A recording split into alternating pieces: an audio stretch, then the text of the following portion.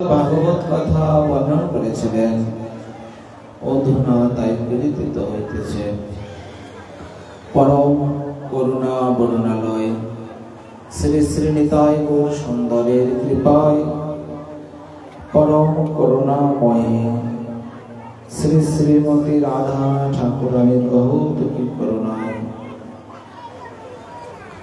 পরম পূজ্যপাদ পূজনীয় अस्मादीय श्री गुरु पाद पद्म अष्टोत्तर श्री श्री पाद वंशीदास बाबा महाराजेर आशीर्वादे तदीय भक्त वृंदेर कृपाय अंतरे जा स्फुरित हच्छे ताई बला मात्र। सर्वोपरि परम आराध्यतम गुरु वैष्णवेर कृपाय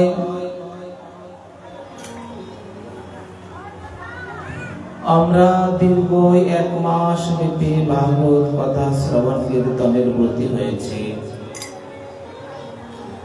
एखाने এই শ্রবণ কীর্তনের সৌভাগ্য অর্জন করেছি। ভাগবতে বললেন শ্রবণ মঙ্গলম, যতই শ্রবণ করবে ততই মঙ্গল হবে।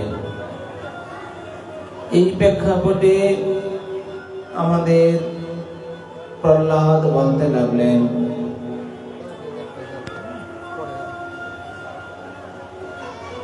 এখন শেষে আলাদা রেখে দেন শেষ।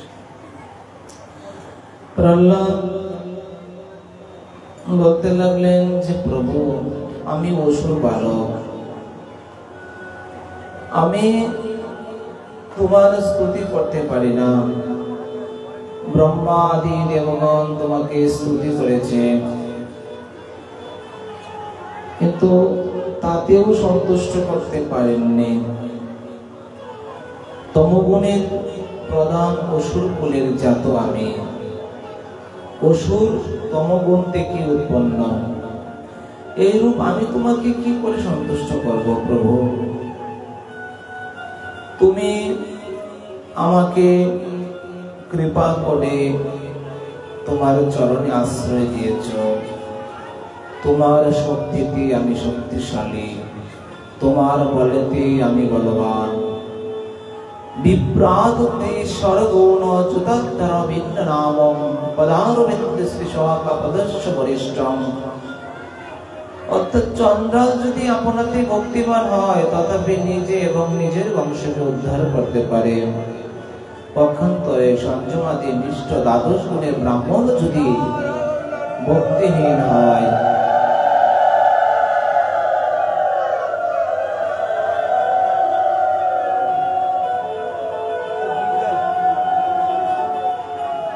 এখানে বলছেন বিপ্রাদ সরগৌণ চ্যুতাদরবিন্দ নাম পদারবিন্দ শ্রী মোকাদশ্চ পচং বরিষ্ঠমম মনোদর্বৃতম মনোবজন্তি তর্তা প্রাণং পূর্ণাতি সকলম নমত পরিমাণম।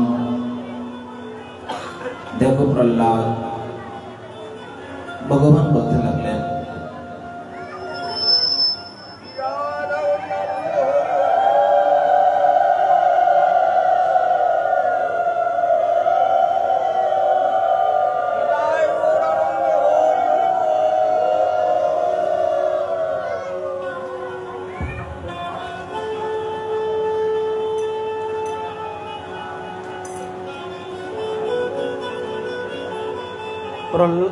প্রহ্লাদ বলতে লাগলেন, প্রভু আমি তমগুণ থেকে অসুর কুলের জাত।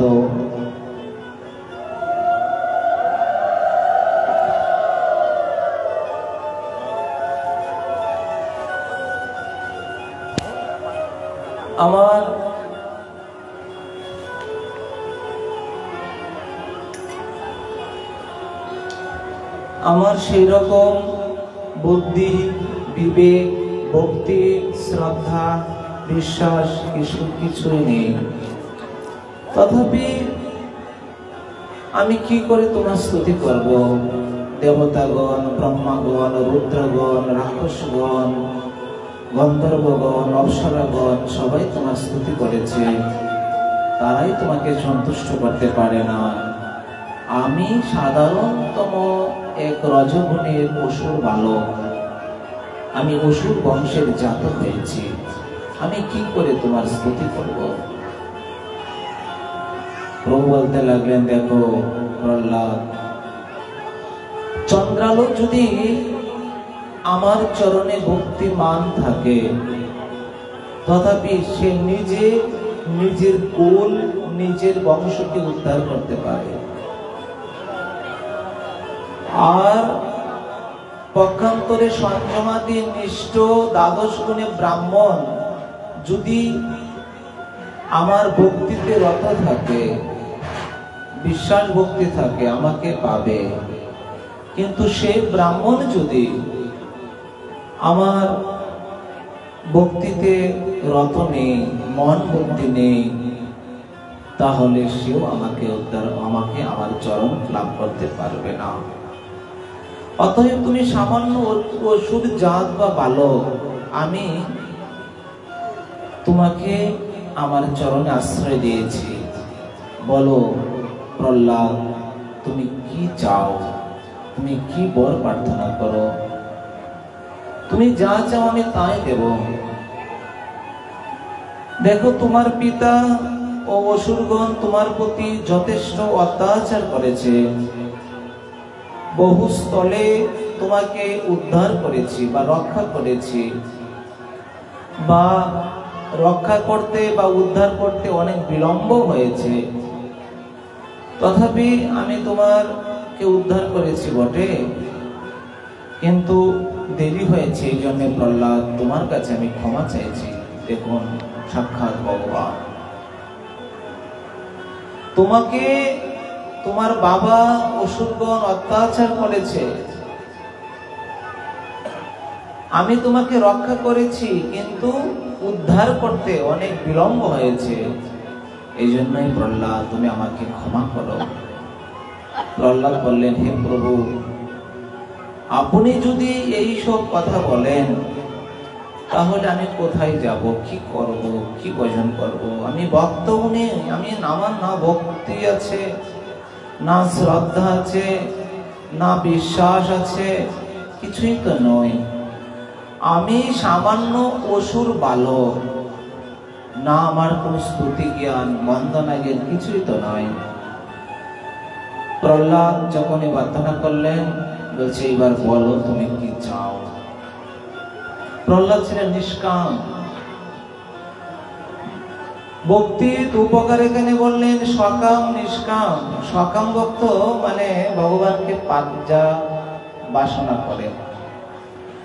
ঠাকুরকে 100 টাকা দিয়েছে, 1 লাখ টাকার কিছু প্রার্থনা করেছে। প্রভু, আমি তোমাকে এই যে ব্যাগ দিলাম, বেটি দিলাম, তুমি এক কাজ করো, তুমি আমাকে এই বিপদ থেকে উদ্ধার করো, আমাকে ভালো একটা চাকরি পাওয়াই দাও, আমি তোমাকে আবার সেবা দেব, পায়েস রান্না করে দিব, মিষ্টি দেব, বৈষ্ণব সেবা দেব ইত্যাদি। অথবা প্রভু, আমাকে একটা ভালো দেখে রমণী দাও, বা আমাকে ভালো দেখে একটা স্বামী দাও, তার বিনিময়ে তোমাকে আমি সেবা দেব, ইত্যাদি ইত্যাদি। এটাকে বলে সকাম ভক্ত। এই সকাম ভক্ত সর্বদা ভগবানের কাছে প্রার্থনা করে, আমাকে এই দাও, আমাকে সেই দাও, ইত্যাদি ইত্যাদি। ভগবানের কাছে কামনা বাসনা কোনো অভাব থাকবে না। এই কামনা ভগবানের কাছে প্রার্থনা করলেন, প্রভু আমাকে একটা চাকরি দাও, চাকরিটা হয়ে গেছে। এবার চাকরি হওয়ার পরে প্রভুর কাছে আবার প্রণাম করে বলতে লাগলেন, প্রভু চাকরি তো হলো, এইবার তুমি আমাকে একটা সংসার করবো, ভালো একটা মেয়ে জুটিয়ে দাও। হয়ে গেল কামনা। একটা কামনা পূরণ করতে হলে আবার কামনা সৃষ্টি, একটা পূরণ হতে আরো কামনা সৃষ্টি, বাসনা সৃষ্টি হয়ে যায়। এই জন্য এখানে বলছেন, যতদিন তোমার হৃদয়ের মধ্যে কামনা বাসনা থাকবে, ততদিন তুমি ভগবানকে কখনো লাভ করতে পারবে না। এই জড়জগতে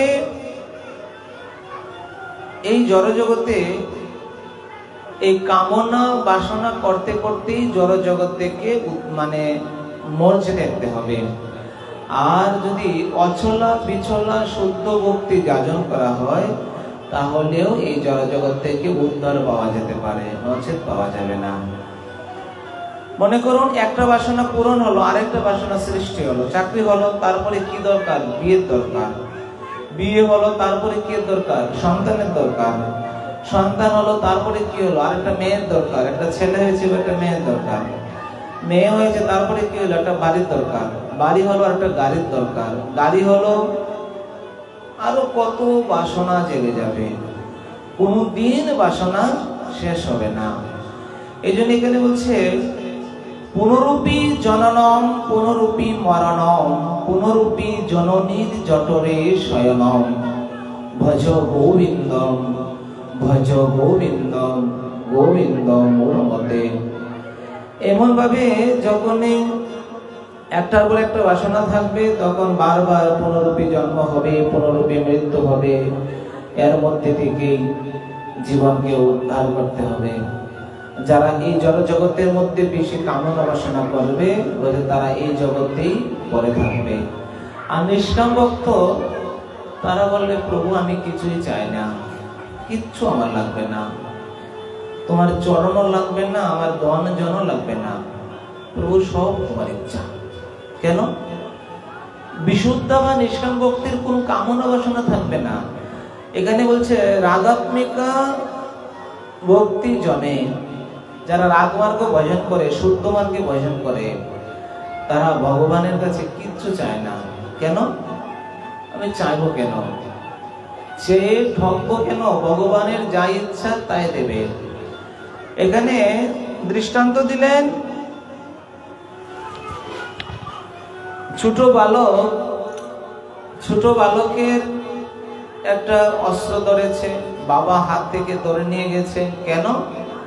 এটা যদি থাকে ছেলেটার ক্ষতি হতে পারে, হাত পা কেটে যেতে পারে। এই জন্যই কি করলেন? এজন্যই বাবা মা জোর করে তার কাছ থেকে চিনে নিয়েছে, তার বিনিময়ে তাকে একটা চকলেট বা মিঠাই বস্তু কিছু দিয়েছে। বাবা মা জানে যে আমার ছেলের হাতে যদি এই অস্ত্রটা থাকে তার বিপদ হতে পারে। ঠিক আমাদের কাছেও যদি আমরা ভগবানের কাছে এই সেই চাই, শতবার চাইলাম, দেবতা দেবী দানব তাদের কাছে প্রার্থনা করলাম, তারা দিবে, কিন্তু এটাই যে কতটুকু সুখ হবে সেটাই প্রশ্ন। এই জন্য আমার কি লাগবে? উনি আমার জগতের পিতা, মানে এই জাগতিক পিতা, আর জগৎ পিতা হচ্ছে অনাদির আদি গোবিন্দ। তো আমার কি লাগবে বা কি লাগবে না এটা জগৎ পিতা জানে, এই অনুপাতে আমাকে দান করে দেবে। এই জন্যই এই নিয়ে এই চাওয়া পাওয়া যারা করে তারা ভক্তির মানে ত্রুটি ঘটে যায়, প্রকৃত ভক্তি লাভ করতে পারে না। এই জন্যই রাগমার্গ যারা ভজন করে তারা ভগবানের কাছে প্রার্থনাও করে না, প্রভু তোমার যা ইচ্ছা, এটাও বলে না। প্রভু জানে তো আমার যা দরকার তাই দেবে, আমার তো বলার চাওয়ার কামনা বাসনা কোনো দরকার নেই।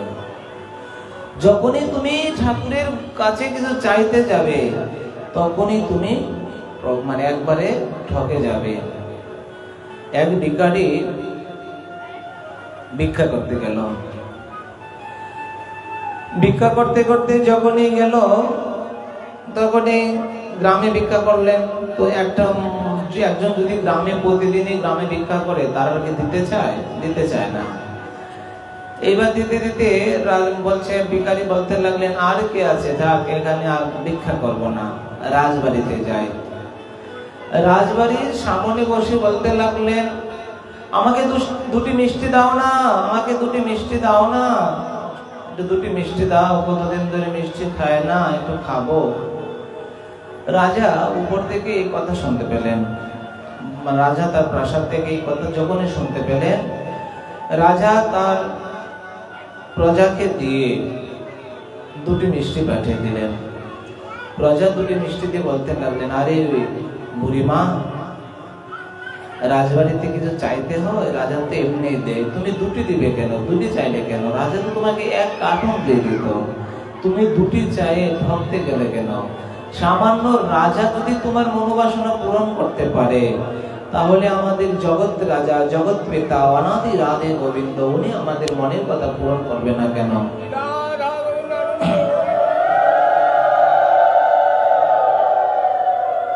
এই জন্যই এখানে কিছু চাইতে নাই। প্রহ্লাদকে বলতে লাগলেন, প্রহ্লাদ তুমি কিছু চাও, আমি তোমাকে দেব। আচ্ছা প্রভু, আমি কিছুই চাবো না, আমার কিছু লাগবে না, কিছুই লাগবে না। বলছেন না, এই প্রহ্লাদ মহাশয় যখন কলিযুগে মহাপ্রভুর ভক্ত বাসুদেব দত্ত রূপে অবতীর্ণ হয়েছিলেন, চট্টগ্রামে বাসুদেব দত্ত, মুকুন্দ দত্ত, তাদেরকে দেখা যায়। যাই হোক, এই প্রভুর কাছে গেলেন মুকুন্দ দত্ত, বলতে লাগলেন, প্রভু মহাপ্রভু বলতে লাগলেন, মুকুন্দ আমার বাসু কোথায়? বলছে, প্রভু বাসু দন্ত্রে তিন ধরে, দন্তে তিন ধারণ করে বাইরে দাঁড়িয়ে আছে। ভগবান বলতে লাগলেন, দন্তে তৃণ, এদিকে এদিকে এদিকে ওইটা ছেড়ে দাও, ছেড়ে এখানে বসো। দন্তে তৃণ ধারণ করে যখনই বাইরে দাঁড়িয়ে রইলেন, তখনই বলতে লাগলেন, মহাপ্রভু দৌড়ে গেলেন, গিয়ে বলতে লাগলেন, বাসু তুমি দন্তে তৃণে সাষ্টাঙ্গে হয়ে বাইরে পড়ে আছো কেন? যাও, তুমি আমার কাছে আসো। ধন্য সহকারে প্রভুর জন্য উপায়িত হয়ে পড়লেন।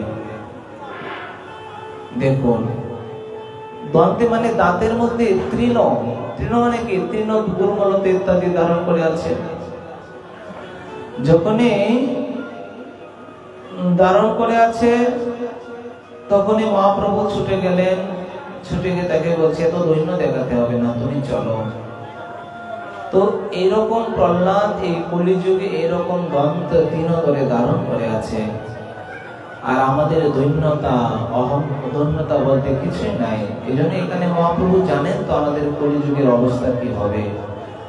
এই জন্যই এখানে বলতে লাগলেন, তৃণাদপি শুনিছেন তরুরূপী সহিষ্ণুনা অমানিনা মানদেন কীর্তনীয় সদা হরি। ভক্তকে মহাপ্রভু বলে দিলেন, তুমি যদি ভক্ত হতে চাও, তাহলে তৃণ, দুর্বা ঘাস ইত্যাদি যারা আছে, তাদেরকে কেউ হেঁটে যাবে, হেঁটে যাওয়ার পরে দেখবেন অনেক পরে সেই দুর্বাগুলো আস্তে আস্তে মাথাটা মানে শিরটা উপরে উঠাবে। মহাপ্রভু বলছেন, না, তৃণ তো তার মস্তক উপরে উঠালো অনেকক্ষণ পরে, কিন্তু বৈষ্ণবের মস্তক উঠানো যাবে না। এই জন্যই বৃন্দাবনে উদ্ধব, দেখুন খুব সুন্দর কথা, উদ্ধব যখন মথুরা থেকে বৃন্দাবনে গেলেন, বৃষ্টিদানং প্রবর মন্ত্রী কৃষ্ণস্য দ্বৈত সখা শিষ্য বৃহস্পতি সাক্ষাৎ উদ্ধব বুদ্ধি সত্তমা। উদ্ধব, দেখুন কত অনুরাগের কথা এখানে। উদ্ধব বৃন্দাবনে কৃষ্ণ কৃষ্ণ কৃষ্ণ বলতে বলতে বৃন্দাবনে গেলেন। উদ্ধব যখন মথুরা থেকে বৃন্দাবনে যায়, প্রভুকে বলতে লাগলেন, প্রভু তোমার চরণ ব্যতীত আমি কিছুই বুঝি না, তোমার প্রসাদ ব্যতীত আমি কিছু গ্রহণ করি না, তোমার বস্ত্র ব্যতীত আমি কিছু পরিধান করি না, তাহলে আমি বৃন্দাবনে গিয়ে কি করে থাকবো? থাকার তো কিছুই নাই। তবু তোমার মনোরঞ্জনের জন্য, পিতামাতাকে সান্ত্বনা দেওয়ার জন্য আমি যাচ্ছি প্রভু। উদ্ধবকে যেন নিজের হাতে প্রভু শৃঙ্গার করে দিলেন। একবারে তার বস্ত্র, তার বৈজন্তী মালা, মুকুট, রথ সব দিয়ে দিলেন, একমাত্র পাদুকা ছাড়া। গুরুজনের পাদুকা পড়বে কি করে? প্রভুর পাদুকা পড়তে পারে? এই জন্য পড়লেন না। দেখুন, যারা বড়দের মানে জুতা, মানে পাদুকা মানে জুতা, যারা বড়দের পাদুকা পরে তাদের আয়ু ক্ষয় হয়ে যায়। এই জন্যই কেউ কারো পাদুকা মানে জুতা পড়তে নাই। বড়দের বাবা মা যারা সিনিয়র আছেন বা যারা গুরুজন আছেন, তাদের পাদুকা দেখলে প্রণাম করবে, মর্যাদা করবে। অনেকে হাত মানে পা দিয়ে ঠেলে দেয়, পা দিয়ে ঠেলতে নেয়, হাত দ্বারা স্পর্শ করে দূরে সরিয়ে রেখে সেই হাতটা মাথায় স্পর্শ করে হাত ধৌত করতে হয়। তাহলে তুমি কৃপা পাবে, ভক্তি পাবে, শ্রদ্ধা হবে। আর যারা পাদুকা, বড়দের পাদুকা জুতা পা দেয়, পা দিয়ে সরিয়ে দেয় বা ব্যবহার করে, বলছে তাদের আয়ু ক্ষয় হয়ে যায়। এই জন্যই এগুলো করতে নাই। দেখুন, আমরা অনেক সময় পূর্ণিমার চাঁদ দেখার জন্য আকাশের দিকে তাকিয়ে থাকি। প্রেমিক প্রেমিকা আকাশের দিকে তাকিয়ে একজন আরেকজন কথা বলতে থাকে যে আমি পূর্ণিমার চাঁদকে সাক্ষী রেখে তোমার সঙ্গে কথা দিলাম। এই যে মধ্যরাত্রি পূর্ণিমার চাঁদ যখনই যে দর্শন করবে, বলছে আয়ু ক্ষয় হয়ে যাবে। সূর্য যখন অস্তে যায়, পশ্চিম দিকে অস্তে যাচ্ছে যাচ্ছে যাচ্ছে, এই মুহূর্তে যদি সূর্যকে দর্শন করা হয়, আয়ু ক্ষয় হয়। যাই হোক, এরকম অনেক দৃষ্টান্তের কথা বললেন। উদ্ধব প্রভুর চরণ বন্দনা করে যখন বৃন্দাবনে গেলেন, হা কৃষ্ণ হা কৃষ্ণ হা কৃষ্ণ বলতে বলতে গেলেন। বৃন্দাবনে উদ্ধব ছিলেন। উদ্ধবের প্রশ্ন দেখুন, এই শ্লোকে সমস্ত আছে, আমরা শুধু বোঝার জন্য। উদ্ধব সন্দেশ পাঠ করলে অনেকদিন চলে, সময় যাবে। শুধু বোঝার জন্য একটা উদাহরণ টেনে আনছি। বৃষ্টি নানাং প্রবর মন্ত্রী কৃষ্ণস্য দহিত সখা শিষ্য বৃহস্পতি সাক্ষাৎ উদ্ধব বুদ্ধি সপ্তমা। বৃষ্টিকুল, বৃষ্টিকুল মানে যদুকুল। যদুকুলের মধ্যে উদ্ধব সর্বশ্রেষ্ঠ ভক্ত। সবার প্রথম কৃষ্ণ, কৃষ্ণের পরে বলরাম, বলরামের পরে উদ্ধবের জায়গা, উদ্ধবের স্থান। এবার বৃষ্টি নানাং প্রবর মন্ত্রী, এই যে রাজা, রাজার মন্ত্রী উদ্ধব, ভালো পরামর্শদাতা, বুদ্ধিদাতা, কৃষ্ণের আপন ছোট কাকাতো ভাই, কৃষ্ণের সখা, বান্ধব, মিত্র, কত তার মন। দেবগুরু বৃহস্পতির শিষ্য, শিষ্য বৃহস্পতি সাক্ষাৎ উদ্ধব বুদ্ধি সপ্তমা। মানে দেবগুরু বৃহস্পতির শিষ্য উদ্ধব। তার মানে তার মধ্যে কতগুলো গুণ আছে। যার যত গুণ তার তত অভিমান থাকতে পারে। প্রকৃত গুণ যার আছে তার অহংকার অভিমান থাকবে না। উদ্ধবের অনেক অভিমান, অহংকার, গরিমা ছিল। কৃষ্ণ বলতে লাগলেন, না, উদ্ধবের এই অহংকার গরিমাকে চূর্ণ বিচূর্ণ করতে হবে। উদ্ধব, তুমি যাও, তুমি আমার হয়ে আমার বাবা মাকে, যশোদা, নন্দরাজকে প্রণাম করবে। উদ্ধব বলতে লাগলেন, বৃন্দাবনে সব গোয়ালা, গোয়ালিনী, গরু ছাগল রাখে, তাদের তো কোনো জ্ঞান নেই। কৃষ্ণ যতদিন বৃন্দাবনে ছিল ততদিন তাদের কৃষ্ণ পাদুকা পায়ে দেয় নাই, ছাতা ধারণ করে নাই, সেলাই বস্ত্র ধারণ করে নাই, বিদ্যালয় পড়ালেখা করেন নাই।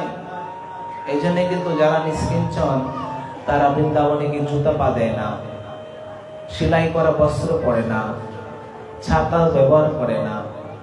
অনেক আছে ত্যাগী যারা মহাপুরুষ, যারা ত্যাগী পরিক্রমা দেয় বা ভজন করে, তারা দেখবেন এগুলো ব্যবহার করে না। এক ভক্ত বৃন্দাবনে কি গরম কল্পনা করা যায় না। গরমের দিনে 55-56 ডিগ্রি তাপমাত্রা, শীতের দিনে -2, 3, 4 ডিগ্রি তাপমাত্রা। ভক্ত বাংলাদেশ থেকে খুব অনুরাগে গেলেন, বৃন্দাবনে যাব, জুতা পায়ে দিয়ে অসম্ভব, জুতা ব্যবহার করবো না।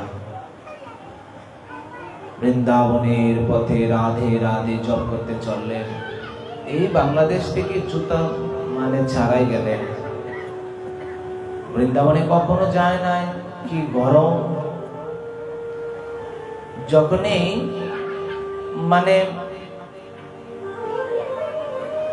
বৃন্দাবনের দিকে ট্রেন ঢুকতে লাগলো, মথুরার দিকে, তখনই গরম হাওয়া। আমাদের অনেক সময় বাইরে গেলে হাওয়াটা ঠান্ডা লাগলে অনুভব হয় ভালো, আর ওইখানে গরমের দিনে দরজা জানলা বন্ধ করে থাকতে হয় যেন গরম হাওয়াটা গায়ে না লাগে। গরম হাওয়াটা যখনই গায়ে লাগে অনেকেই গরম কুশা পড়ে যায়। এই জন্যই বৃন্দাবনের এই দুপুরের সময় দরজা জানলা বন্ধ করে, দরজা জানলার নিচের মধ্যে যে ফাঁকা থাকে এর মধ্যে কম্বল দ্বারা আটকে রাখে, সুন্দর করে চাপা দিয়ে রাখে যেন হাওয়াটা না আসে, এত গরম। আর এই অবস্থায় উনি এত রৌদ্রের মধ্যে জুতা ছাড়া যখন ট্রেন থেকে নামলেন, একবারে পা গুলো সঙ্গে সঙ্গে ধসা পড়ে গেল। যখন গিয়ে মন্দিরে গিয়ে প্রবেশ করলেন, পা গুলো একবারে গরম ধসা পড়ে গেছে, সঙ্গে সঙ্গে অসুস্থ হয়ে পড়লো। বা রাধারানীর কত পরীক্ষা দেখো, আমাশা হয়ে গেছে। সঙ্গে সঙ্গে বৃন্দাবনে রামকৃষ্ণ মিশনে বড় আশ্রম, বড় হাসপাতাল, সেই হাসপাতালে ভর্তি হতে হলো। তবু বলছে রাধারানী যদি ইচ্ছা করে আমাদেরকে রাখবেন, যদি ইচ্ছা না করেন উনি নিয়ে যাবেন, তথাপি বৃন্দাবনে জুতা পায়ে দেব না। সেদিন আসার পথে ওনাকে রেখে আসলাম, এখন পর্যন্ত আর জুতা পায়ে ব্যবহার করে না। দেখুন তেল, ভজনের একাগ্রতা। উদ্ধব বৃন্দাবনে খুব গরিমা সহকারে গেলেন। গরিমা গিয়ে বলতে লাগলেন তারা গোয়ালে নেই, তাদেরকে আমি যদি উদ্ধার করতে না পারি, আমার শাস্ত্র যারা ব্যাখ্যা দিতে না পারি, তাহলে আমি কি করলাম? এত বড় পণ্ডিত আমি সামান্য কেউ? দেবগুরু, দেবতাদের গুরুদেব হচ্ছে বৃহস্পতি। আমি বৃহস্পতির শিষ্য, ভাগবত করেছি, কত কিছু করেছি। কৃষ্ণ যখনই বুঝলেন তাকে এই অহংকার দূর করতে হবে, তখনই তাকে বৃন্দাবনে পাঠালেন। নন্দ বাবা যশোদার মা একটি কথা শুনে উদ্ধবের 50% অহংকার পরিমা শেষ হয়ে গেল। উদ্ধব রথে করে যেতে যেতে বৃন্দাবনে গোপুর লগনে উপনীত হলেন।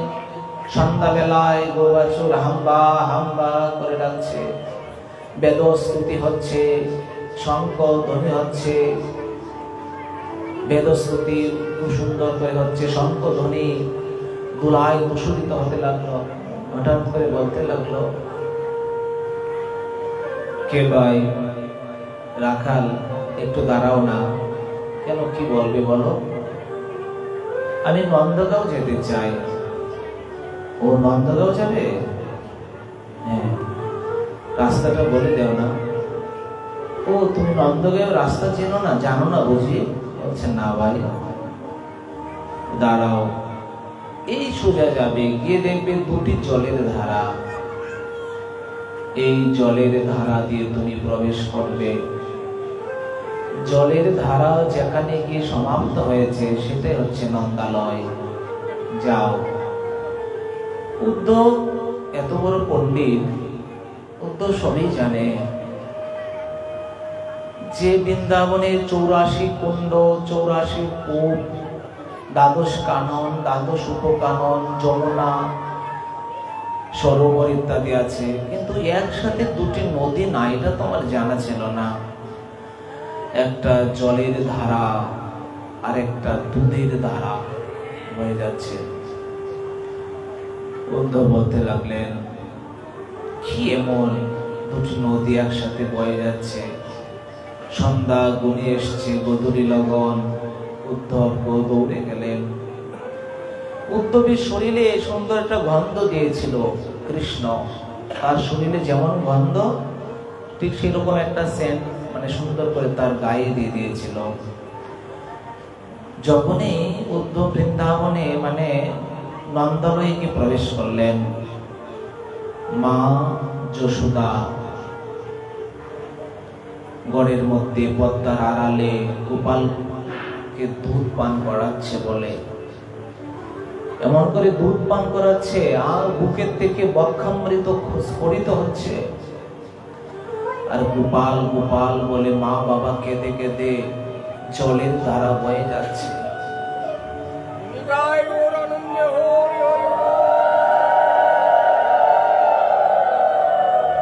এমন জলের ধারা বয়ে যাচ্ছে। এই দৃশ্য দেখে উদ্ধব যখনই প্রাঙ্গণে উপনীত হলেন, তখনই নন্দ বাবা উদ্ধবের গন্ধ শুনতে পেলেন। ওঠো যশোমতি, প্রাঙ্গণ মম এসেছে মোর পুত্র, তাহার অঙ্গের গন্ধ পদ্মলোচনা। ও যশোমতি, যশোমতি ওঠো ওঠো। কেন নন্দরাজ? আরে আমার গোপাল আসলো। মা যশোমতি বলতে লাগলেন, তুমি কি করে বুঝলে গোপাল আসলো? আমি বুঝবো না? গোপালের গন্ধ পেয়েছি। ওঠো যশোমতি, প্রাঙ্গণ মাঝে এসেছে মোর পুত্র, তাহার অঙ্গের গন্ধ পদ্মলোচনা। তার যে অঙ্গের গন্ধ, এই গন্ধ থেকে আমি বুঝতে পেরেছি আমার গোপাল এসেছে। যেমন জল ব্যতীত মাছ বাঁচতে পারে না, উদ্ধব মানে কৃষ্ণ ব্যতীত ব্রজবাসীরা বাঁচতে পারে না। যখনই নন্দরাজ এই কথা বললেন, সঙ্গে সঙ্গেই মা যশোমতির মৃত দেহে যেন প্রাণ ফিরে আসলো। ওঠো যশোমতি, প্রাঙ্গণ মাঝে এসেছে মম পুত্র, তার অঙ্গ গন্ধ পদ্মলোচনা। কে পাশে দাঁড়িয়ে বিষদ রমণী, মনে উদাসীন নারী, অঞ্চল দিয়ে নিবাদিত চাই প্রেমের অশ্রুবাণী।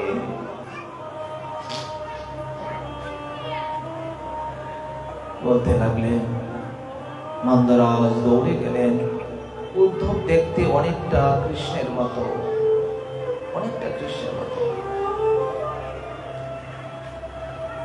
গিয়ে যখনই উপনীত হলেন, কৃষ্ণ বলে যখনই গর্বে, তখনই উদ্ধব মাটিতে পড়ে নন্দ বাবাকে প্রণাম করে বললেন, নন্দরাজ, আমি গোপাল নই, আমি উদ্ধব।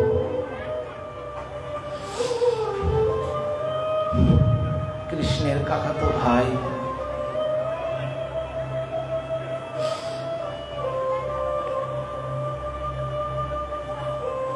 যাও।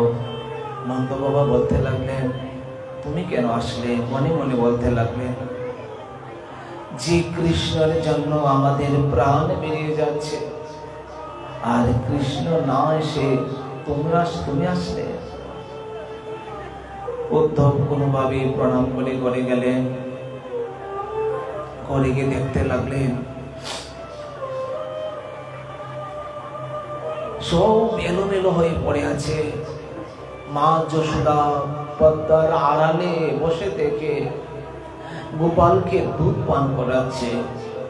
গোপাল তো নেই, পাগলির মতো হয়ে গেছে। সেই দুধ মুখ থেকে বক্ষামৃত স্ফুরিত হতে লাগলো, আর সেই স্ফুরিত দুধে হয়ে গেল একটা জলের দ্বারা। চোখের প্রেমের অশ্রু বাড়ি, চোখের প্রেমের অশ্রু বাড়ি ধারা, একটা জলের ধারা। বলতে লাগলেন যে এই জগতে কত জনক জননী দেখেছি, এমন জনক জননী আর কখনো দেখে নাই। দেখতে লাগলেন অন্ধকারে আচ্ছন্ন হয়ে কৃষ্ণ কৃষ্ণ কৃষ্ণ বলে আকুল প্রাণে যাবে, তাদের চরণ তুলি দ্বারা আমি অভিষিক্ত হব। এই জন্যই বিধি যদি গোলমালতা করিত বৃন্দাবনে, থাকিতাম ব্রজগোপী পদরজ আবরণে। বিধি যদি গোলমালতা করিত বৃন্দাবনে। উদ্ধব বিধিকে প্রার্থনা করতে লাগলেন, আমাকে গোলমালতা করে দাও, বৈষ্ণবদের চরণ তুলি দ্বারা অভিষিক্ত হব। ভগবান বলতে লাগলেন, গোলমালতা কেন, বড় বৃক্ষ দেব। বলছে বড় বৃক্ষ হলে তাদের চরণ তুলি দ্বারা অভিষিক্ত হব না। এই জন্য উদ্ধব যেমন করে দৈন্যতা করেছেন, মহাপ্রভু এই শ্লোকে বলেছেন, তৃণাদপি শুনিছেন তরুরূপী সহিষ্ণুনা অমানিনা মানদেন কীর্তনীয় সদা হরির। যেরকম ভাবে দৈন্য করেছিলেন, দৈন্যতা শিখিয়েছেন, এটাই আমাদের। আজকে প্রহ্লাদ প্রভুর কাছে বলতে লাগলেন, আমি অসুর জাত প্রভু, আমার কি ভক্তি, কি শ্রদ্ধা, কি বিশ্বাস, কিছুই তো নয়। স্তুতি করার বিদ্যাও আমার জানা নেই, রজগুণের পাপ তো আমি, আমার কিচ্ছু লাগবে না। না প্রহ্লাদ, তোমার কি লাগবে বলো, আমি তোমাকে তাই দেব। জীবের দুঃখ দেখে মোর হৃদয় বিধরে, সব জীবের পাপ প্রভু দাও মোর শিরে। বলতে লাগলেন, প্রভু এই যে জীব, তাদের কত দুঃখ, এই দুঃখ দেখে আমার হৃদয়টা মানে একবারে বিদীপ্ত হয়ে যাচ্ছে, হৃদয়টা ভরে ভারাক্রান্ত হয়ে যাচ্ছে। এই জন্য আমি বলছি কি প্রভু, সমস্ত জীবের দুঃখ আমার মস্তকে ধারণ করো, আমি যেন তাদের দুঃখকে উদ্ধার করতে পারি, দুঃখ থেকে সুখ দিতে পারি। দেখুন কত সুন্দর কথা, জীবের দুঃখ দেখে মোর হৃদয় বিদরে, সব জীবের পাপ প্রভু দাও মোর শিরে। দেখুন উনি চাইল না রাজ্য, উনি ধন জন কিছুই চাইলেন না, উনি শুধু সামান্যতম এইটুকুই প্রার্থনা করলেন। এই জন্যই বলছেন, উপকারী প্রিয় বিষ্ণু, মানুষের কল্যাণে সর্বদা নিয়োজিত করা। যারা আমরা জীবের কল্যাণ করতে পারি, উপকারী প্রিয় জীব, মানে জীবের উপকার করলে ভগবান বিষ্ণু সন্তুষ্ট হয়। এই জন্য এখানে বলছেন, জীবের পাপ লইয়া মোর নরক ভোগ, সকল জীবের তুমি প্রভু খণ্ডাও ভবরোগ। সকল জীবের তুমি রক্ষা করতে পারো, তো জীবের কর্মফল যে পাপ আছে, সমস্ত পাপ তুমি আমার মস্তকে দাও, আমি গ্রহণ করবো। তথাপি প্রত্যেকটা জীবকে তুমি সুখী করে দাও, এটাই উনি প্রার্থনা করেছেন। যাই হোক, এরকম ভাবে প্রহ্লাদ স্তুতি করলেন, প্রভু তার প্রতি ভীষণ প্রসন্ন হলেন। যে কিবা বিপ্র কিবা শূদ্র কোনো বিচার নয়, শূদ্র চণ্ডাল বৈষ্ণব কোনো বিচার নয়, চতুর্বর্ণ মায়া সৃষ্ট। দেখুন চতুর্বর্ণ, ব্রাহ্মণ ক্ষত্রিয় বৈশ্য শূদ্র, ব্রাহ্মণ শ্রেষ্ঠ জাত। কিন্তু এখানে বলছেন যে ব্রাহ্মণ শ্রেষ্ঠ হলেও যদি কৃষ্ণ ভজন না করে, তথাপি সে চণ্ডালের সমান। চণ্ডাল যদি কৃষ্ণ ভজন করে, ব্রাহ্মণের থেকেও ঊর্ধ্ব, দেবতার মানে সমগুণ। এই জন্য এখানে বলছে, কেউ ব্রাহ্মণ, কেউ বৈশ্য, কেউ বৈষ্ণব, কেউ শূদ্র ইত্যাদি থাকতে পারে, কিন্তু এখানে জাতপাতের কোনো বিচার করা যাবে না। যেই ভগবানের আরাধনা করবে, যেই ভগবানের ভক্ত হবে, যে ভগবানের ভজন করবে, সেই সর্বশ্রেষ্ঠ। এই সর্বশ্রেষ্ঠ এখানে এই কারণে বললেন যে একাগ্রভাবে যারা ভজন করে তারা ভগবানের শ্রেষ্ঠতম জীব।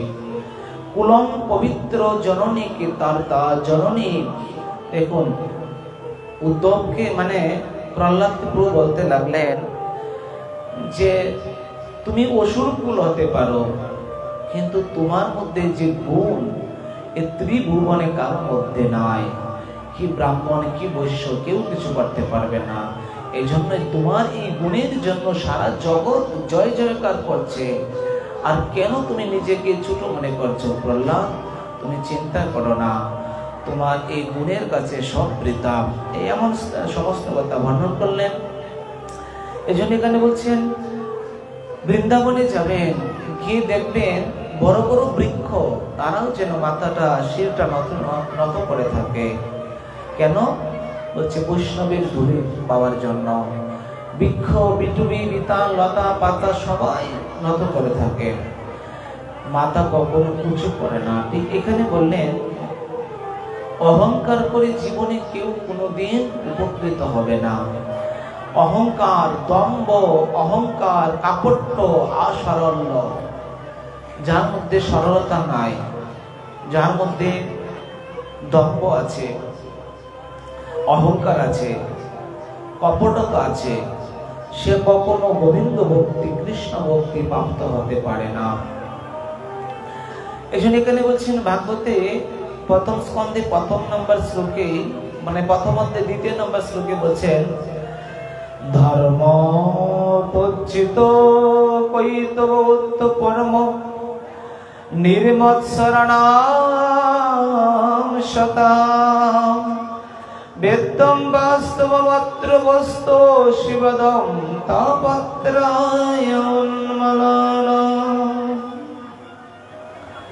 ধর্ম বজ্জিত, এখানে দেখুন কৈতব, ভাগবত এত সুন্দর বলছেন কৈতব মানে কি? কপটতা।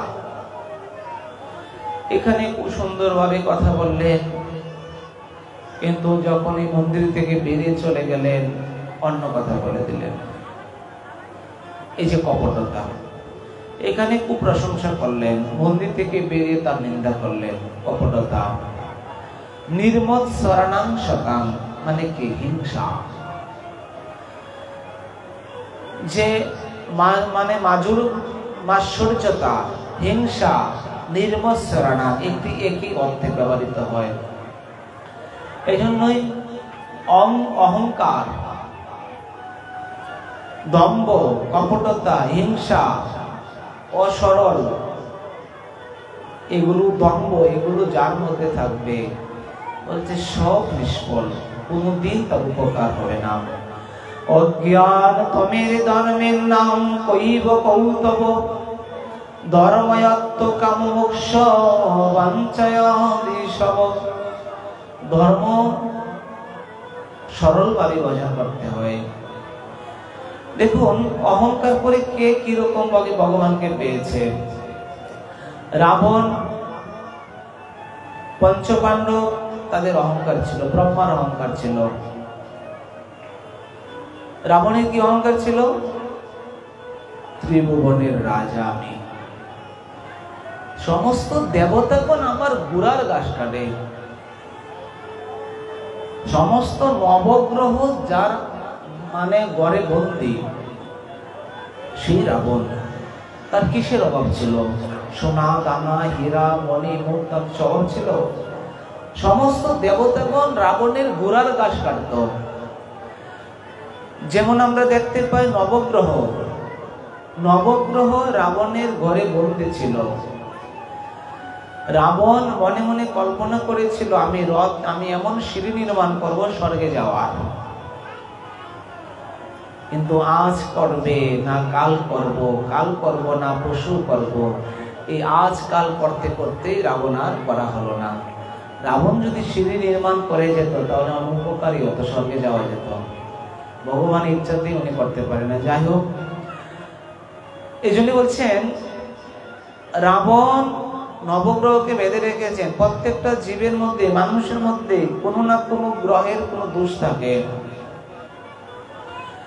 বলছে সেই গ্রহ থেকে অনেকেই অনেক প্রকার কিছু জিনিস ব্যবহার করে জ্যোতিষী নিয়মে, কেউ পাথর, কেউ ইত্যাদি ইত্যাদি বিবিধ প্রকার অনেক কিছু ব্যবহার করে।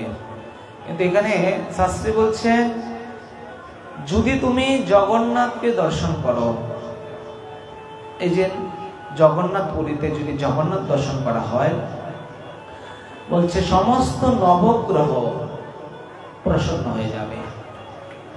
কিভাবে কি দর্শন করতে হয়? জগন্নাথের যদি কায় মনোভাকে দর্শন করা হয় তাই নবগ্রহ প্রসন্ন হয়ে যায়। এই জন্যই জগন্নাথের দর্শন করতে প্রতি বছরে একবার হলে জগন্নাথে যেতে হয়। আর জগন্নাথে যারা যায় তাদের দেখবেন ভাগ্য খুলে যায়। জগন্নাথ ধনী ঠাকুর, যার জন সম্পদের ইচ্ছা আছে জগন্নাথের কাছে প্রার্থনা করলে জগন্নাথ দিয়ে দেয়। আর বৃন্দাবন হচ্ছে, রাধারানী হচ্ছে ভিখারি, গোয়ালিনী। রাধারানীর কাছে যারা যায় তারা কাঙ্গাল সেজে যেতে হয়। এই জন্যই বলছে রাবণের কত অহংকার ছিল, অহংকার চন্ন বিচ্ছন্ন হয়ে গেল।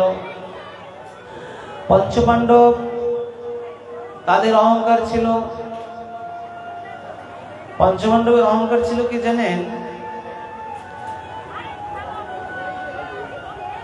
পঞ্চপাণ্ডবের অর্জুনের অহংকার মানে বিশেষ দুর্বল ছিল। অর্জুন খুব সুদর্শন পুরুষ ছিল। অর্জুনের মনে একটা অহংকার, সৌন্দর্যের একটা অহংকার থাকতেই পারে। এই যে যার যত অহংকার থাকবে সেই দুর্বল জায়গাতেই সে পতন হবে। সহদেবের চেহারার প্রতি একটা সবসময় সহদেব নিজের চেহারা দেখতো আয়নার মধ্যে। নকুল ছিল জ্যোতিষ বিজ্ঞানী, আগে কি ঘটবে না ঘটবে আগেই বলে দিত, এই জন্য তার একটা অহংকার। অর্জুন আমার মতো যোদ্ধা এই পৃথিবীতে কেউ নাই, এই অহংকার। ভীমের অহংকার ছিল আমার মধ্যে হাতির বল, শত হাতির বল আছে, অহংকার। যুধিষ্ঠিরকে দ্বারপালকে আটকে দিল, হচ্ছে কি যুধিষ্ঠিরের মধ্যে অহংকার ছিল কি? যুধিষ্ঠির অহংকার এত ছিল না। চার ভাইয়ের মধ্যে যতটুকু অহংকার ছিল তার মধ্যে যুধিষ্ঠির এতটা ছিল না। যাই হোক, এই জন্য এই অহংকার করে তারা, এই অহংকারের জন্য তারা সবারই নরক ভোগ করতে হয়েছিল। নরক ভোগ করতে নরকের দর্শন করতে হয়েছিল। যুধিষ্ঠির পরবর্তীতে উদ্ধার করেছিল। যাই হোক, তারপরে দেখুন ব্রহ্মা, ব্রহ্মার কি অহংকার ছিল? ব্রহ্মার অহংকার ছিল যে আমি চতুষ্মুখী ব্রহ্মা, এই ব্রহ্মাণ্ডের মালিক, এই যে তার অহংকার। ভগবান কৃষ্ণচন্দ্র ভোজন থালিতে, বৃন্দাবনে ভোজন থালিতে তাদের সখাদেরকে নিয়ে একসাথে খেতে বসছে। কখনো ব্রাহ্মণের সন্তান, শূদ্রের সন্তান বা বাঙ্গির সন্তান, বাঙ্গি মানে বেতনের সন্তান, তারা সবাই একত্রিত বসে একে অপরের বন্ধু বান্ধব তো একে অপরের ঝুটা খাচ্ছে, উচ্ছিষ্ট খাচ্ছে। এই দৃশ্যটা ব্রহ্মা দেখে বলতে লাগলো, বাহ, এটা কিরকম, এটা কিরকম? ভগবান উনি যদি প্রকৃত স্বয়ং সম্পূর্ণ ভগবান হতো তাহলে তো এই নিচ জাতের লেচ্ছর ইত্যাদি তাদের ঝুটা খেত না, উচ্ছিষ্ট খেত না। এই জন্যই তাকে পরীক্ষা করার জন্য সমস্ত গো বাছুরগণ এবং সখাদেরকে হরণ করে পাহাড়ের গুহায় রেখে দিয়েছিল।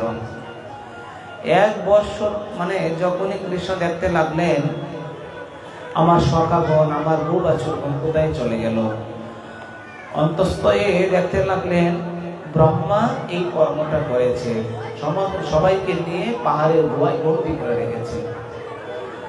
তখন কৃষ্ণ বলতে লাগলেন, ও তোমার কাজ দাঁড়াও, ভগবানের কৃষ্ণের দেহ থেকে যত গরু বাছুর ছিল তাদেরকে সৃষ্টি করলো, যত সখা ছিল তাদেরকে প্রকট করলো, সৃষ্টি করে তারপরে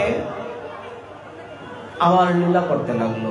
দীর্ঘ 1 বছর হয়ে গেল। হঠাৎ করে ব্রহ্মা তাকালো, তাকিয়ে দেখতে লাগলেন, বা পাহাড়ে গোয়ার মধ্যে যতগুলো গো বাছুর সকার আছে বৃন্দাবনে ততটুকুই আছে।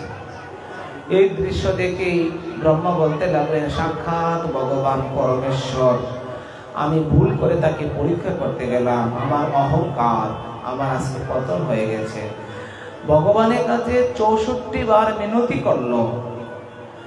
শেষে গিয়ে ভগবানের কাছে বলতে লাগলেন, প্রভু, ভগবানের কাছে গেলেন বৃন্দাবনের পাহারাদার বলছে, পথ দে, রাস্তা ছাড়। বলছে, কেন? বলছে, প্রভুর সঙ্গে সাক্ষাৎ করবো। বলছে, আপনি সাক্ষাৎ করবেন? আপনি কোন ব্রহ্মাণ্ডের ব্রহ্মা বলুন তো? যখনই কথা বলছেন তখনই বলতে লাগলেন, আরো ব্রহ্মা আছে? বলছে, আছে মানে কত শত ব্রহ্মা আছে? আপনি চতুর্মুখী ব্রহ্মা, এটা একটা সাধারণ ব্রহ্মা। যখনই কথা বললেন, বলছে, দাঁড়ান, আমি প্রভুর কাছ থেকে অনুমতি নিয়ে আসি। যখনই প্রভুর কাছে গেলেন অনুমতি আনতে, প্রভু বলছে, পাঠিয়ে দাও। ব্রহ্মাকে পাঠিয়ে দিলেন। ব্রহ্মা প্রথম অহংকার করে গিয়েছিল, গিয়ে দেখলেন প্রভুর চরণের পাশে সপ্তমুখী, অষ্টমুখী, শতমুখী, সহস্রমুখী ব্রহ্মা বসে আছে। সবচেয়ে ছোট ব্রহ্মা এই চতুর্মুখী ব্রহ্মা। সঙ্গে সঙ্গে মাথা নত করে বলতে লাগলেন, প্রভু, আমি অন্যায় করেছি, আমাকে ক্ষমা করো, আমার জীবনে আমি এই অধর্ম অন্যায় আর করব না। এই বলে 64 বার প্রার্থনা করলেন। তারপরে ব্রহ্মা ভগবানের চরণে প্রার্থনা করলেন, প্রভু, আমি আর কিচ্ছু চাই না, তুমি যদি দিতেই হয় বৃন্দাবনে একটি পাথর রূপে জন্মগ্রহণ করে দাও।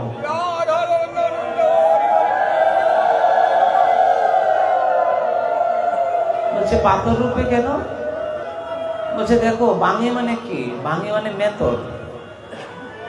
বলছে, তারা প্রতিদিন তাদের কর্ম আদি করে এই পাথরকে স্পর্শ করে পবিত্র হয়ে ঘরে ফেরে। আমি সেই পাথর হতে চাই, যেন তাদের চরণ ধরে আমি নিজে গায়ে মাখতে পারি। ভগবান যেন তার বাক্য মনোবাসনা পূরণ করলেন।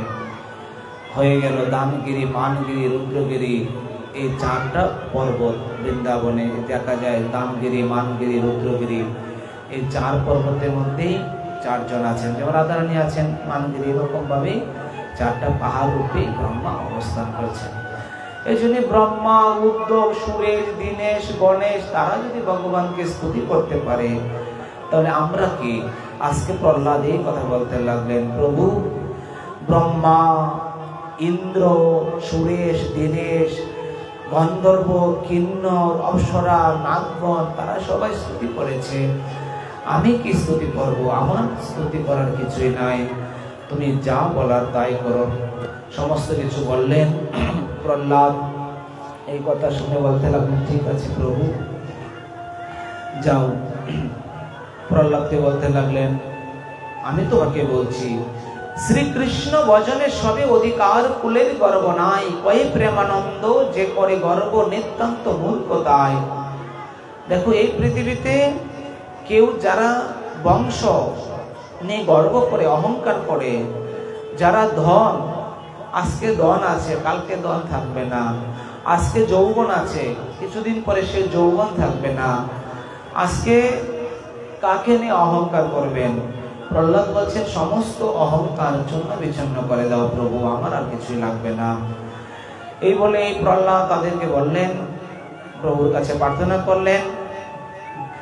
প্রভুর কাছে প্রার্থনা করলেই প্রহ্লাদকে ছেড়েই যখন নিঃসন্দেহে ভগবান চলে যেতে লাগলেন, প্রহ্লাদ, তুমি বাবা, তোমার বাবার 29টি ক্রিয়া করো, শ্রাদ্ধ, সমস্ত কিছু করো। লোকনীতি, লোকন মানে একটা হচ্ছে, একটা আমাদের শাস্ত্র নীতি, আর একটা লোকনীতি। লোকনীতি ভাবে তুমি যেটা করবে করে যাও, শাস্ত্রের ভাবে তো আছেই। এই জনগণ দেখুন, আমরা প্রহ্লাদ মহারাজকে দেখতে পাই, তার বাবার 29টি ক্রিয়া করলেন, তার বাবা শ্রাদ্ধ করলেন, তার বাবা সমস্ত কর্ম করলেন। আর আমরা অল্প দিনে, 2 দিনে প্রসাদ বুঝিয়ে হয়ে একবারে বাবা মা শ্রাদ্ধটা তো সব ছেড়ে দিয়ে চলে যায়।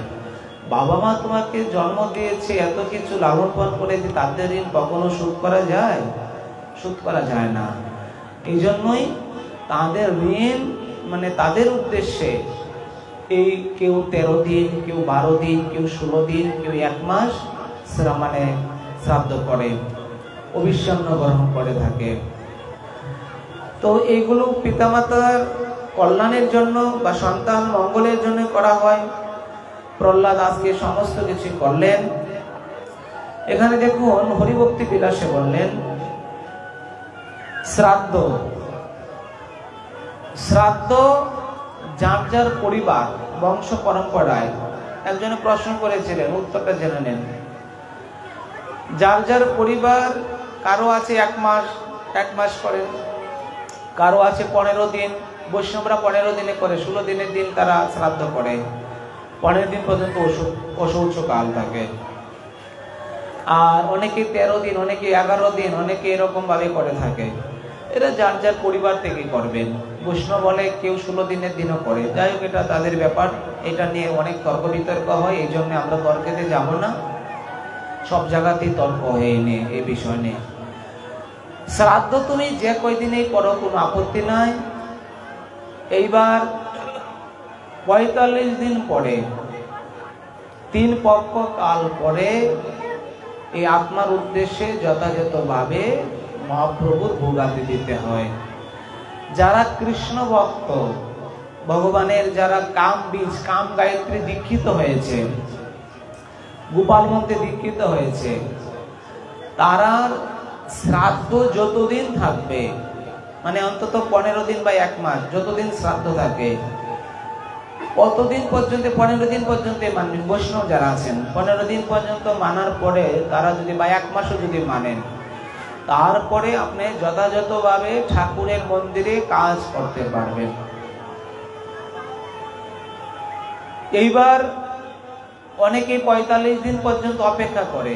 অনেকেই বলেন কিন্তু আসলে আমাদের বৃন্দাবনে যতদিন শ্রাদ্ধ ততদিনই করে, বাদ বাকিটা 45 দিন পর্যন্ত। 45 নিয়ম, 45 দিন পরে গিয়ে তুমি বড় করে বৈষ্ণব সেবা দিয়ে ভোগ রাখ দাও।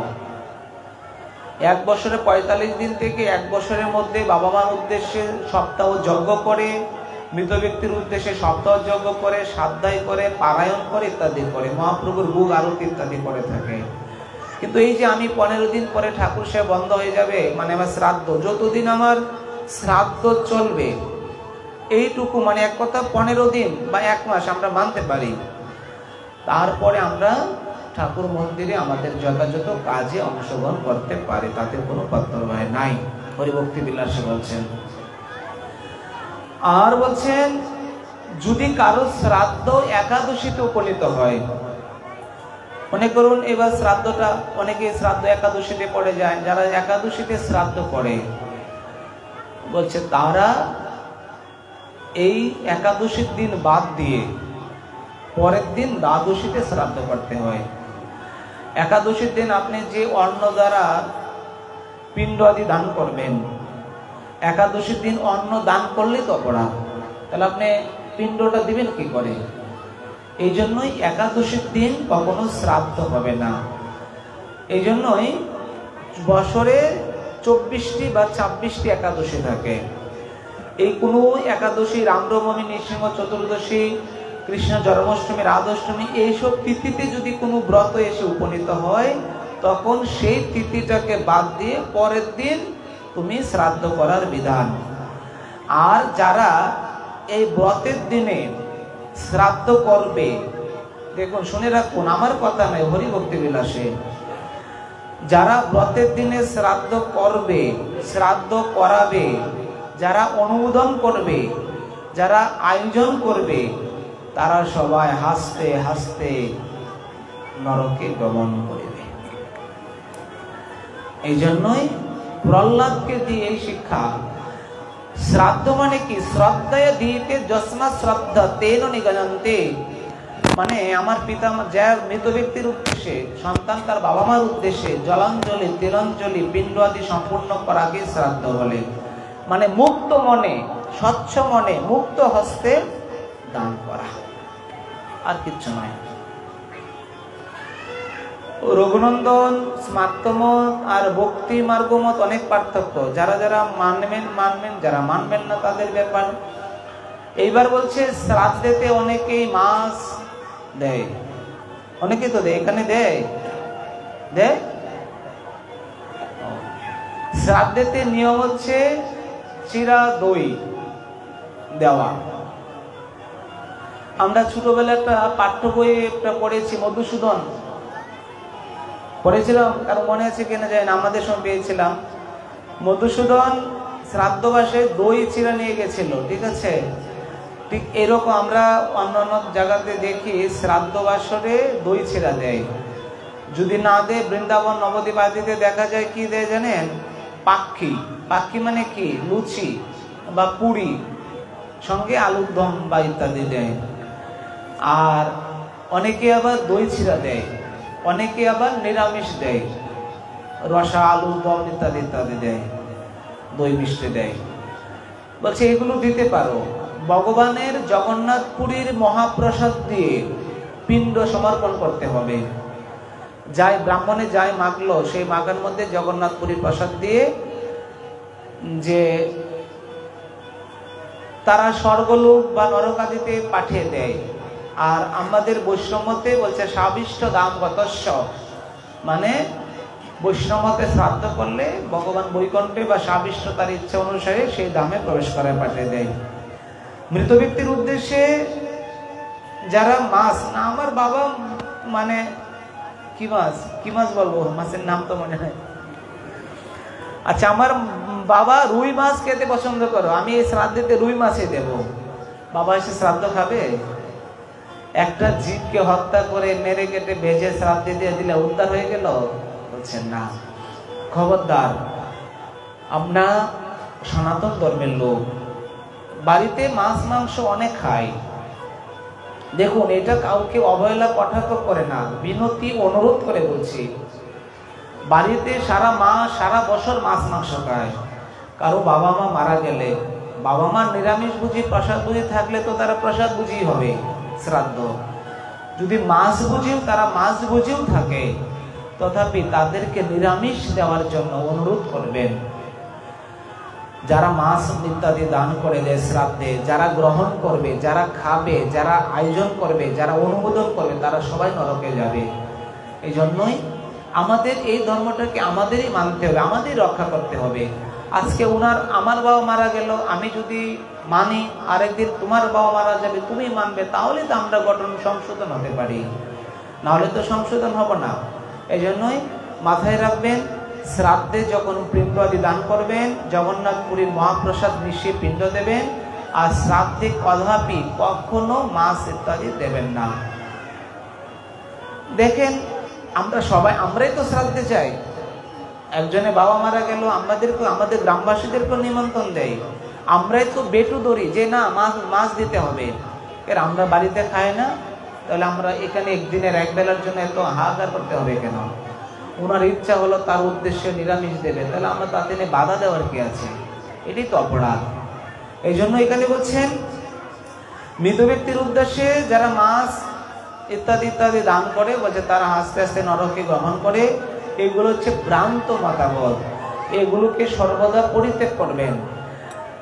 হরিভক্তি বিলাসে বলছেন, শ্রাদ্ধে দিনে শ্রাদ্ধ মানে ব্রত দিনে শ্রাদ্ধ করবেন না, আমিষ দিয়ে শ্রাদ্ধ করবেন না, মহাপ্রসাদ দিয়ে শ্রাদ্ধ করবে। যশ শ্রাদ্ধ কালে হরিভক্তি শ্রেণম দদাতি ভক্ত পিতৃদেব তমনম তনৈব পিণ্ডনং স্থলং সবিশ্রাণং কল্পকুটি পিতরং সুতপা।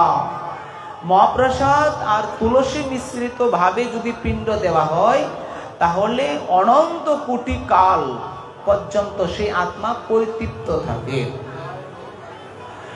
আর যদি আমরা শ্রাদ্ধ দিতে মাছ ইত্যাদি দ্বারা পিণ্ড আদি বা ইত্যাদি আমরা গ্রহণ করা থাকে, তাহলে আমাদের কত কোটি কাল নরক ভোগ করতে হবে সেটা কোনো হিসাব নেই। এই জন্যই আমি কাউকে দুঃখ পীড়িত করে বলি নাই, শাস্ত্রের কথা হরিভক্তি বিলাস গাঁটবেন, সেখানে পাবেন। যার যতদিন শ্রাদ্ধ, 11 দিন, 10 দিন, 13 দিন, 15 দিন, 1 মাস করুন, কোনো আপত্তি নাই। বৈষ্ণবদের ক্ষেত্রে 16 দিনের দিন করে।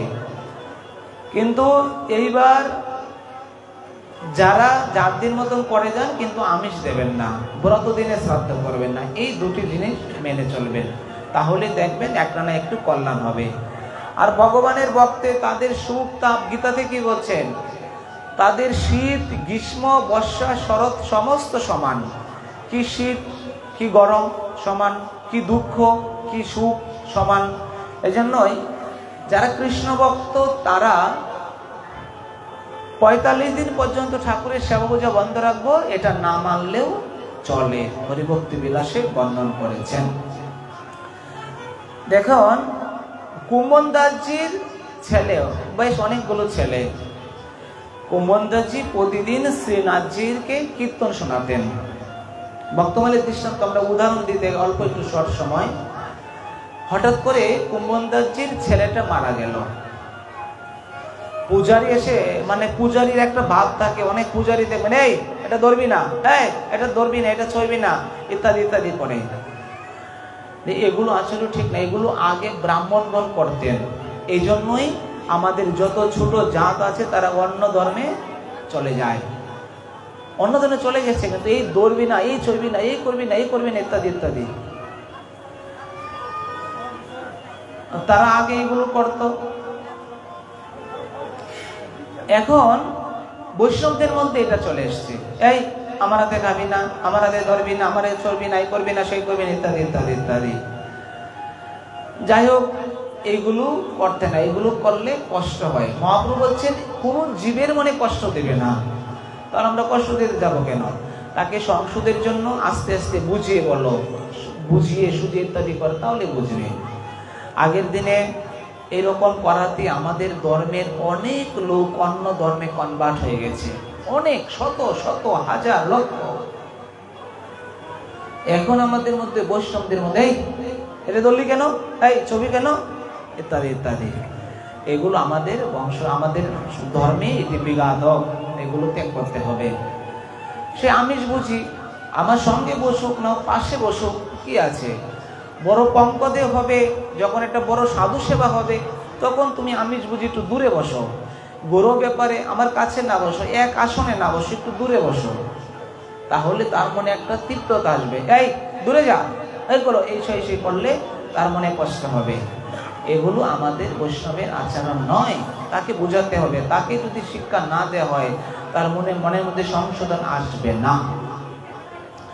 যাই হোক, এই কারণে বলছেন যে আমাদের সর্বোপরি এটাই মানতে হবে যে যে কোনো প্রকারে নিরামিষ দান করা, যে কোনো প্রকারে শ্রাদ্ধ আদি করে পিণ্ড আদি দান করা, যেন মাছ মাংস বা ব্রত দিনে শ্রাদ্ধ না করা, এইটাই আমাদের মানে প্রার্থনা বেশাসনের পক্ষ থেকে সবার কাছে এটা মেনে নেবেন, তাহলে আমাদের ধর্মে আমাদের আসল কিছু জানতে পারবো।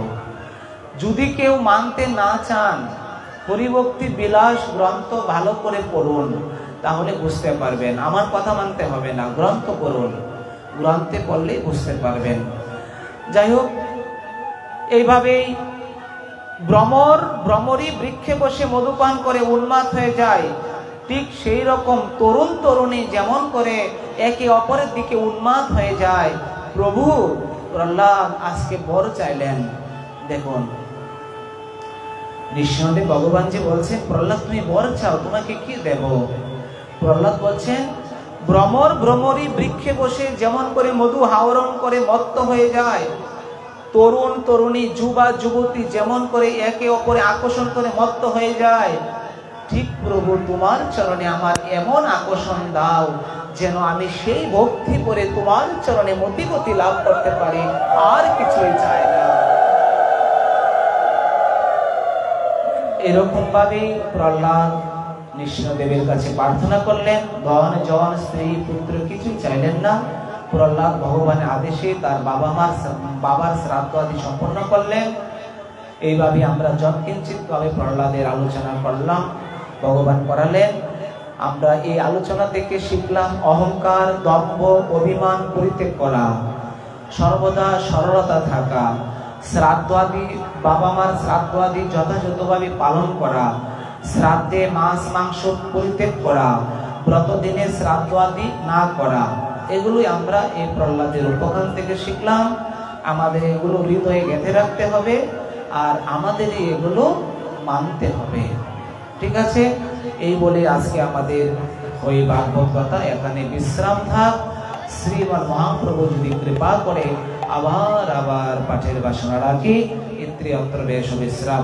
বলিয়ে শ্রীমান মহাপ্রভু কি, শ্রী নৃসিংহদেব ভগবান কি, প্রহ্লাদ মহারাজ কি, রাধা দামোদর ভগবান কি, রাধা গোবিন্দ দেব কি, রাধা গোপীনাথ দেব কি, আজকের আয়োজন কি, দাতা ভুক্তা কি, রসইয়া পূজারি কি, চলইয়া ভান্ডারা কি, মহা প্রসাদ কি, আপনা আপন গুরু গোবিন্দ की, सतगुरुदेव महाराज की, संतो भगवान की, अष्टद श्रीपाद वंशीदास बाबा महाराज की, अष्टद श्रीपाद रघुनाथ चैतन्य दास दादू महाराज की। जय जय श्री राधे श्याम। नेताय गौर हरि बोल, नेताय गौर।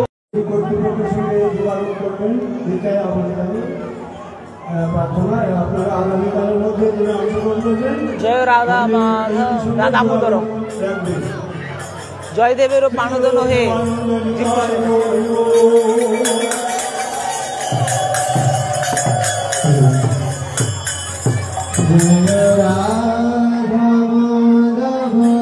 সবাই সবাই